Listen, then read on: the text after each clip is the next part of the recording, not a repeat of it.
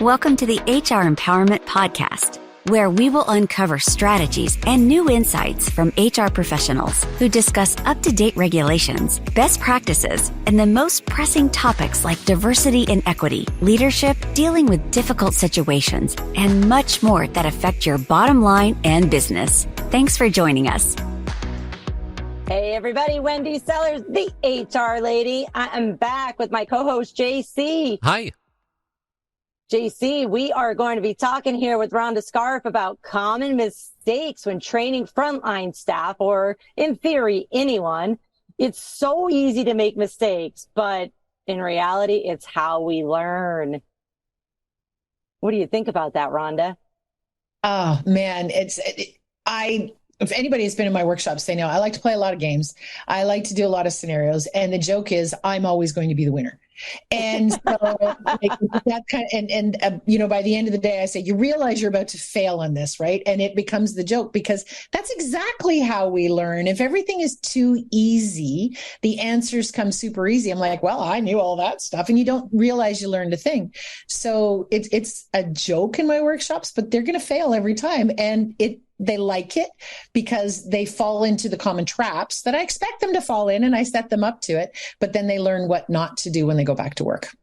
Yeah, I do the same thing. Majority of my business is also management training, employee training too, but I love to work with new supervisors who have been thrown in but given no training. And I do the same thing. I'm like, all right, let's royally screw it up together and then go, well, that didn't feel right. Okay, here's some better ways to do it. And I also love to do group training where I get them to help each other, because I'm going away. You might be able to call me if you have a budget, but odds are after this training, I'm out of here. You might be able to stalk me online as well, but you need to rely on your coworkers who may or may not be managers, and HR, if you have HR or operations, to say, hey, I'm stuck. I need, what do I do here? So, how do you figure out for your clientele, like, how do you figure out what kind of training they even need? Usually they call and say, we got a problem. And I talk to them about what the problem is. And then, of course, in true problem solving method, we go to what the root of the problem is. The problem isn't this person. The problem is you don't know how to talk to this person, or we don't know how to have this conversation. So usually it's conversations. What do you want at the end of this? What do you want people to be able to do? Like, what's the goal? And then we design that. All my training is custom designed around what their needs are. Now they start with like a basic, let's do a workshop on difficult conversations, but then they're very specific to the type of conversations that like if they're an HR audience or an admin audience or management or whatever, not just a generic, here's the book, everybody gets, fill in the blanks. Yeah, absolutely. One of the common mistakes that I know I have made in the past and that I've learned from it is that assumption word, just assuming like, oh, these people look like they have experience based on their age or whatever, or their title. And it's like, no, not necessarily. The biggest thing that I have learned is titles don't mean a darn thing. They really don't. They're usually somebody gave you a title because you asked for it and they didn't really want to pay or something like that. And so we promote people, but we don't actually give them the skills necessary. JC, I feel like you got something to say. According to Bravely, a workplace resource startup, 70% of employees avoid difficult conversations with their boss, coworkers, or direct reports. And as a result, some people say workplace health is suffering. At the end of the day, when we start thinking about something as simple as breaking bad news, is there really a good way to do that? Should we just drag it out forever or rip off that Band-Aid? It depends. The answer is it depends on what your goal is. Like maybe the bad news is I've got another job. I'm out of here. And, no amount of money you can give me is going to make me stay. I'm gone. And that might be bad news because that company may not be able to replace you with the current, employment situation. So do you want to rip off the bad news? It really is. Rip off the Band-Aid. It really does depend on what your goal is. Do you want your goal to just do it as quick as possible and get out? And if that's the answer, yeah, rip it off. If you want to let them down lightly and let them know that you're going to, be with them, then you take your time with it. So you sort of look, the whole Covey, begin with the end in mind. At the end of the conversation, what are you looking for? So like quiet quitting, drag it out. Drag it out. Start with Well, see, the goal for quiet quitting is to do as little as possible and still get paid as much as possible. That's very true. Is, right? That's a victory to some there. You're exactly right. But it is situational dependent on what your end goal is. I love the fact that you brought up Covey. Wendy is a big Covey fan, if I'm not mistaken, as well.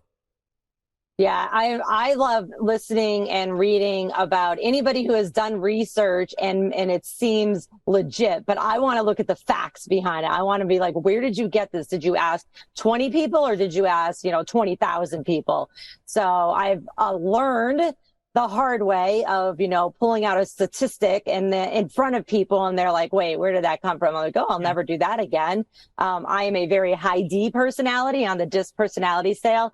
So, which means sometimes I miss the details because I'm like, sounds good enough. Let's go with that. And now I know, you might want to get the research because somebody is going to ask you about that and you're going to look like a fool too. What other things should people be looking out for? Our listeners should be looking out for when they're saying, you know what? I never even thought of training my frontline staff or my admin staff.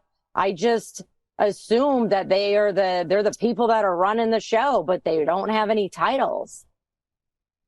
Well, everybody needs training, right? And in fairness, the admin team is really one of the lowest priority teams to get training. So ask yourself, how much training do you give your management team? How much training do you give your workers? Why wouldn't you give your admin team at least some of that, right? Like if you want people to perform, how can you expect them to perform if they're not keeping their skills up to date? And when people are self-taught, like just look at technical training as an example. When they're self-taught, sure, they can make it work, but work doesn't mean it's good. Like right. One of the examples that I use is the flip phone still makes phone calls, but should you still be using it? No, right? So if you've got your admin team who haven't had training in 5 years, are they really giving you the best results that they could be giving you if they're using all of that stuff that is outdated? Sure, it works, but is it the right thing to do? Yeah, I find it interesting that you use the flip phone as an example because I just actually heard, I Googled it real quick while we're talking here, that the younger generations, Gen Z specifically, and even younger millennials are starting to turn back to flip phones just so they could turn off the world because, everything is at them all the time. So, I would probably die with a flip phone because I am a business owner and I need to be accessible most times of the day. And let's face it, I'm also a social media addict as well. So very, very interesting.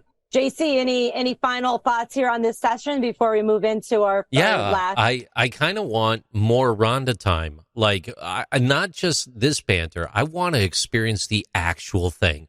Is this something that we could see on demand online, or do we just have to contract you and have you come on out?